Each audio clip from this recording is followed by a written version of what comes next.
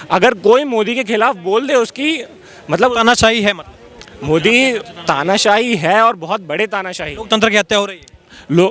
बिल्कुल हो रही है। लोकतंत्र बचा ही नहीं है। सेना के जवानों के टुकड़े सर के टुकड़े करके फुटबॉल खेलते थे ये आतंकवादी, उसी कश्मीर में रहने वाले जो उनको पनाह देते थे वो लोकतंत्र था। और आज मोदी जी तानाशाह हो गए। मोदी जी ने अगर ईडी सीबीआई को कहा है कि तुम जितने भ्रष्टाचार करने वाले लोग हैं अपना काम खुल के करो, तो वो तानाशाह हो गए। ईडी सीबीआई उनके लिए काम करने लगी। और तुम 67 साल तक मोबाइल निकाल के गूगल पे सर्च मारो, सुनो मेरी बात, कम से कम 20 ऐसे घोटाले होंगे जिसमें जनता के खून पसीने की कमाई उन्होंने खाया। सबसे पहले मैं आपको ये बता दूं, जो राहुल गांधी मोदी जी की जाति पूछ रहे हैं, जाति से जोड़ रहे हैं, सबसे पहले जाति की बात होनी नहीं चाहिए। इस देश में हमेशा वोट जो है ना काम के आधार पे मांगा जाना चाहिए। ये जो जातिवादी ढूंढ रहे हैं, जातियों में लोगों को तोड़ने की कोशिश कर रहे हैं, हिंदुओं को तोड़ने की कोशिश कर रहे हैं, ये गलत कर रहे हैं राहुल जी। हाँ, जाति पे कभी भी वोट नहीं। और दूसरी बात जो आप बोल रहे हैं तानाशाही, ये दंगा फसाद, तो मैं बता रहा हूँ अब जिन जिन लोगों ने, जितने ये रोहिंग्या घुसपैठिया मुसलमान सब है जिन्होंने आसाम, बांग्लादेश और कोलकाता के रास्ते घुसपैठ कर लिया अपने हिंदुस्तान में, और जो रेलवे की ज़मीन पे कब्जा करके झोपड़पट्टी बना करके एक्सप्रेसवे पे मजार बना करके चादर डाल करके जो मस्जिदें बना देते हैं, तो उस अवैध निर्माण पे, अतिक्रमण पे बुलडोजर चलना चाहिए। मैं इसका खुले तौर पे समर्थन करता हूं। ठीक है, एक आखिरी सवाल। देश में देखिए अमित शाह ने कहा कि अब बड़े फैसलों का कार्यकाल होने जा रहा है तीसरा। हमने देखा कि उन्होंने ये भी कहा कि भाई 24 के चुनाव से पहले हम सीए लागू कर देंगे पूरे देश में। उत्तराखंड में यूसीसी लागू हो गया। जैसे यूसीसी लागू हुआ, हल्द्वानी में हमने देखा कि वहाँ पर जब कोर्ट के ऑर्डर पर जब वहाँ पर अवैध मस्जिद मदरसा गिराने गई तो वहाँ पर पथराव हुआ, आगजनी हुई, एक दंगे का माहौल हो गया। फिर तौकीर रज़ा का ये बयान कि ज्ञानवापी भी हम नहीं छोड़ने वाले हैं, हमारे जो युवा हैं वो लावा बन चुके हैं, अभी लावा फटने वाला है, फिर उसे कोई रोक नहीं सकता, इसके जिम्मेदार खुद होंगे आप, अगर मारना पड़ा तो हम मारेंगे भी, इस तरीके की बयानबाजी हो रही है। सबसे पहले चीज़ मैं आपको बता दूं कि इन सारी प्रक्रिया के अंदर बेगुनाह जो मुस्लिम परिवार है वो बहुत परेशान हो रहा है, उसका बहुत नुकसान हो रहा है। दूसरी बात, जो इनके ऊपर जो इनके आका बैठे हुए हैं, जिनका सब कुछ यानी पूरी रोजी रोटी इन्हीं तरीके के काम से चलती है, वो बंद होने को है, इसलिए ये बौखलाए हुए हैं। आज तक कांग्रेस के साथ, देश आज़ाद होने के बाद कांग्रेस के साथ मिल करके यही मठाधीश जो मुस्लिम समुदाय के लोग अगुवाई करते हैं, मुस्लिम समुदाय का, गरीब भोली भाली मुस्लिम भाई बहनों का शोषण करते कराते आए हैं, ये लोग मिल करके अपनी राजनीतिक और धार्मिक रोटियां सेकते हैं, जिनकी वजह से इनका घर परिवार ऐशो आराम चलता है। मुस्लिम भाई बहनों को इनके ही लोग विकास की मुख्य धारा से दूर रखा है। उनको सिर्फ और सिर्फ खुद की अपनी मजहबी तालीम दी है, जिसके अंदर सिर्फ और सिर्फ नफ़रत भरी है।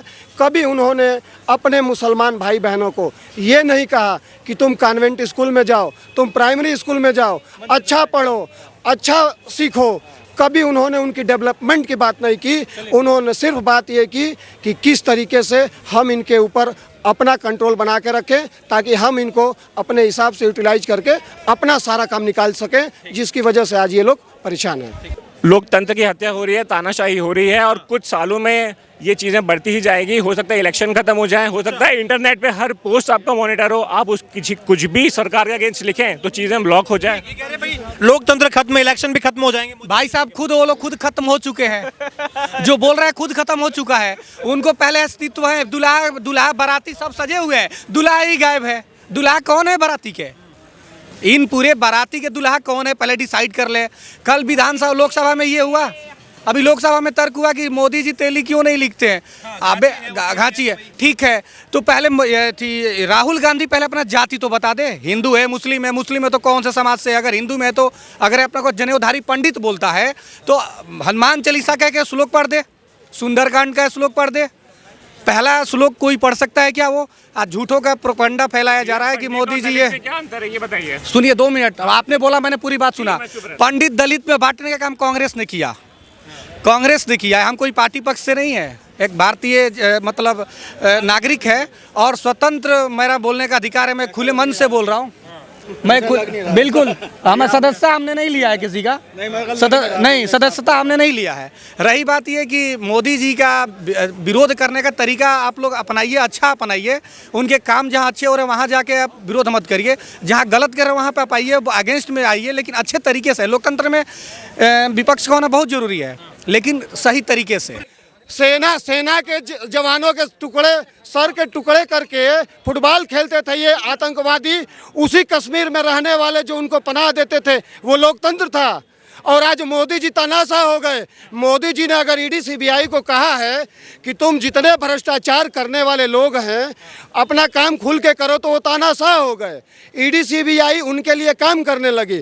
और तुम 67 साल तक मोबाइल निकाल के गूगल पे सर्च मारो, सुनो मेरी बात, कम से कम 20 ऐसे घोटाले होंगे जिसमें जनता के खून पसीने की कमाई उन्होंने खाया। एक से एक घोटाले मिलेंगे। वो लोकतंत्र था। और आज 10 साल में सर एक सेकंड, आपके हिसाब से सर देखिए, एक सेकंड सर, 10 सालों का लगभग कार्यकाल समाप्त हो चुका है। जिस तरह का माहौल देश में हो गया है, लोग पहली बात तो मोदी के खिलाफ बोलने से डरते हैं। सबकी फटी रहती है कि मैं मोदी के खिलाफ बोल दूं तो क्या हो जाएगा। खिलाफ मतलब किस तरीके, आप आम लोगों की बात कर रहे हैं या फिर नेताओं की बात? नहीं, करप्ट लोगों को डरना चाहिए, ठीक है। मैं खुद पत्रकार हूँ, मैं एक स्टोरी, मैं पत्रकारिता करो। नहीं भैया, मैं डरने की जरूरत नहीं है। मुझे पुलिस, मैं G20 के समय रिपोर्टिंग करने गया था, मुझे पुलिस ने पकड़ लिया है ना, मुझे पुलिस स्टेशन ले गए, मेरा फ़ोन चेक किया कि भैया आपने क्या क्या वीडियो रिकॉर्ड किया है, हर एक वीडियो चेक किया, which is against the law. पहली बात तो ये लॉ की तौहीन कर रहे हैं वो लोग। मैं खुद हिंदू धर्म से आता हूँ, बट जिस तरह से लोग एक्ट कर रहे हैं अभी उन्हें पता भी नहीं है कि हो क्या रहा है। अगर कोई मोदी के खिलाफ बोल दे, उसकी मतलब तानाशाही है, मतलब मोदी तानाशाही है और बहुत बड़े तानाशाही। लोकतंत्र की हत्या हो रही है। बिल्कुल हो रही है। लोकतंत्र बचा ही नहीं, एक तरीके से बचा ही नहीं है। जो खड़गे साहब कह रहे हैं कि 24 के चुनाव के बाद में देश में लोकतंत्र खत्म हो जाएगा, चुनाव बिल्कुल नहीं होने वाले, आप सहमत हो इस बात से? यार सहमति से मैं मुझे ऐसा लगता है जिस तरीके से मोदी जी एक्ट करते हैं ऐसा हो सकता है, क्योंकि वो क्या कदम लेते हैं किसी को नहीं पता। उन्होंने नोटबंदी किया, 3 चीज़ उन्होंने कही थी, पहला वो टेररिज्म खत्म होगा, करप्शन खत्म होगा और एक और चीज़ खत्म होगी। उन तीनों में से टेररिज्म भी अभी चालू है, करप्शन भी अभी चालू है और नोटबंदी में लोगों की पैसा भी बहुत गया है। मैं आपका जवाब लेता हूँ। सर कह रहे हैं कि भाई लोकतंत्र लगभग खत्म हो चुका है, देश में लोकतंत्र है ही नहीं, तानाशाही का माहौल है। सर कह रहे हैं कि देश में अब कुछ बचा ही नहीं है, चुनाव भी खत्म हो सकते हैं। बिल्कुल सही बात कह रहे हैं। जब अदालत है, जज है, वकील है, कोर्ट है, तो मतलब कि सरकार आते के साथ अपनी सरकार कुछ भी कर देगी, किसी का भी घर तोड़ देगी, मतलब कि कुछ भी कर देगी। तो फिर ये पुलिस और ये फौज किस लिए है? फिर ये मतलब कोर्ट न्यायालय किस लिए बना रखा है? फिर बिल्कुल सही बात कह रहे हैं भाई साहब हमारी। तो आपको लग रहा है कि भाई अब बदलाव की आवश्यकता है देश? हाँ बिल्कुल बदलाव की आवश्यकता है। कौन सी सरकार आपका घर तोड़ दे रही है, जरा मैं भी जानना चाहता हूँ। जो मौजूदा सरकार है, कौन सी? केंद्र में किसकी सरकार है? आपका घर टूट गया? घर किसका टूटा है? किसका? किसी का भी तो घर था ना। ठीक है, टूट गया, क्यों टूटा है? जो गलत करेगा उसका टूटेगा भाई। बताओ भाई साहब। क्यों टूटा है? आपका घर टूटा? नहीं मेरा तो घर तो, हाँ मेरा टूटा। टूटा क्यों? आपका घर क्यों टूटा? मेरा भी टूटा। क्यों? मेरा तो सरकार की योजना में टूटा। ये कैसे योजना में? मुझे नहीं पता, सड़कें निकलती थी या कुछ भी निकलती, हमारी गरीब कॉलोनी थी, इसके अंदर हम रहते थे, नहीं मिले हमें पैसे। बोझी मानसिकता से बाहर आओ। इन कांग्रेसियों ने 67 साल तक देश का खून चूस लिया, सीखा नहीं है। सुन लो, ये मनमोहन सिंह के ऑफिस में एक आतंकवादी जा करके खड़ा होकर के हाथ मिलाता था, क्या वो लोकतंत्र था? वो लोकतंत्र था? पहली बात तो मैं कांग्रेस से नहीं हूँ, मैं किसी पार्टी से नहीं हूँ। मैं आपकी बात नहीं कर रहा हूँ, मैं लोकतंत्र की बात कर रहा हूँ। आप कह रहे हैं लोकतंत्र खतरे में है। आप सुनो मेरी बात, सुन लो मेरी बात, अरे सुन लो। आप देश पे सवाल सुनो, देश पे सवाल उठाओगे तो सुनना पड़ेगा। मनमोहन सिंह के ऑफिस में एक आतंकवादी खड़ा होता है और उसके साथ हाथ मिला करके बैठा करके चाय पिलाया जाता है, वो लोकतंत्र था। अब तीसरे टर्म्स की बात की जा रही है कि हम 400 पार करेंगे, मोदी जी कह रहे हैं, अमित शाह भी कह रहे हैं, ये भी कह रहे हैं कि जो तीसरा कार्यकाल होगा ये बहुत बड़े फैसलों का कार्यकाल होगा। हमने देखा उत्तराखंड में यूसीसी का हमने देखा, उसके बाद अब सीए की बात हो रही है कि 24 के चुनाव से पहले सीए लागू हो जाएगा। ये जो गठबंधन बना है अगेंस्ट मोदी, आपको लग रहा है मजबूत है गठबंधन? उनका नेतृत्व कोई कर रहा है तो बढ़िया से कर रहा है, क्या समस्या आ रही है? भैया मैं आपको बताऊं, मैं बीजेपी को सपोर्ट नहीं करता। इसका मतलब ये नहीं मैं कांग्रेस को सपोर्ट नहीं, करता वही हूं। नहीं। इंडिया अलायंस जो है उसकी कोई वैल्यू नहीं है जिस हिसाब से मीडिया में चीज़ें आ रही हैं। ममता बनर्जी सारी सीटों पर लड़वाने की बात कर रही है। और बोल दी कि कांग्रेस पार्टी 40 सीटें जीत नहीं पाएगी, इतनी हैसियत नहीं है। ये लोग यार कांग्रेस ये प्रधानमंत्री थे और एक आतंकवादी इनके बगल में खड़ा होकर के हाथ मिलाता है, वो लोकतंत्र था। ठीक है सर, उस पर इंडिया अलायंस की बात करें तो इंडिया अलायंस एक अच्छे तरीके से नहीं बन पाया है।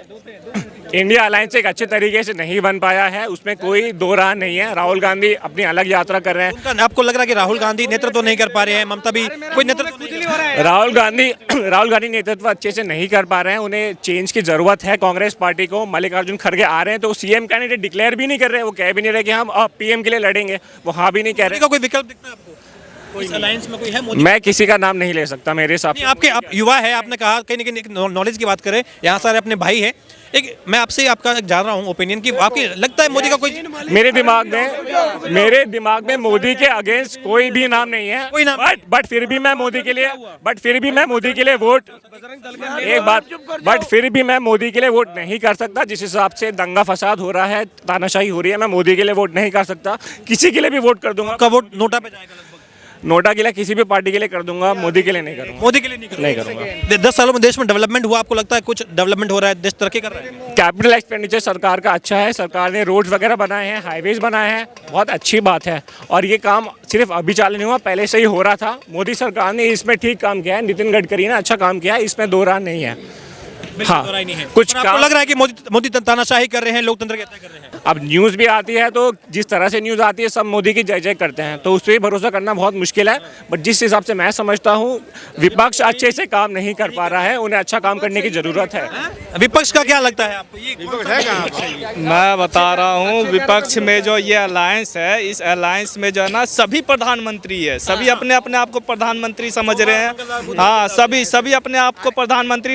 एक लुगाई है, कौन कौन रखेगा पहले पूछ लेना इन लोगों से। हाँ, सभी अपने आप को प्रधानमंत्री वो कर रहे हैं और सभी ये सोच रहे हैं कि हमारे राज्य में कोई दूसरा सीट ना जीत जाए। सभी अपनी अपनी सीटें मजबूत करना चाह रहे हो। विपक्ष में अलायंस में सभी अपनी अपनी चीज़ों को मजबूत करना चाह रहे हैं, तो विपक्ष एकजुट है ही नहीं। विपक्ष में एकजुटता है ही नहीं, ना विपक्ष का कोई एजेंडा है, ना कोई एम है, कुछ है ही नहीं। विपक्ष तो पूरी तरह से बर्बाद है। बाकी रहूंगा सर, देखिए जब राहुल गांधी ने कहते हैं कि भाई थोड़ा कहीं ना कहीं स्लिप ऑफ टंग्स हो जाता है राहुल गांधी का, उसको लेके मीम भी बन जाते हैं। वो राहुल गांधी भी कहते हैं कि भाई मेरी छवि खराब करने का आईटी सेल काम कर रही है, अमित मालवीय कुछ भी हो। मैं आपसे जानना चाहूंगा, जब राहुल गांधी ये कहते हैं कि प्रधानमंत्री ओबीसी समुदाय के नहीं है, ये घाची है, ये तेली समाज के हैं, लेकिन ये जो है 24 चुनाव आ रहे हैं तो ओबीसी का वोट बैंक लेने के लिए ओबीसी बने हुए हैं, तो ये जाति की बात राहुल गांधी को करनी पड़ रही है। अब जातिवाद करना पड़ रहा है, जातिगत जनगणना की बात करनी पड़ रही है। आपको लगता है कि ये स्तर राहुल गांधी का नीचे हो रहा है या ऊपर हो रहा है? भैया मेरे पर्सनली हिसाब से मुझे लगता है इन सब चीज़ों के बारे में बात होनी चाहिए, क्योंकि अभी हिंदू मुस्लिम में बहुत ज़्यादा लड़ाई हो रही है। तो जाति के हिसाब से लड़ाई होनी चाहिए। मोदी जी हिंदू ब्राह्मण के बारे में कभी बात नहीं करेंगे, बट उनके पार्टी के लोग दिन भर व्हाट्सएप मैसेज, इंस्टाग्राम अकाउंट पे ब्राह्मण दलित इन चीज़ों के बारे में पोस्ट करते रहेंगे। मेरा सवाल आपसे ये है कि राहुल गांधी की ये टिप्पणी नहीं चल रही है, वो काम नहीं कर रही है। उन्हें डेवलपमेंट एजेंडा पे बात करनी चाहिए, दूसरे कानूनों पे बात करनी चाहिए। कास्ट के बेसिस पे अब लोग वोट करना बहुत मुश्किल हो सकता है।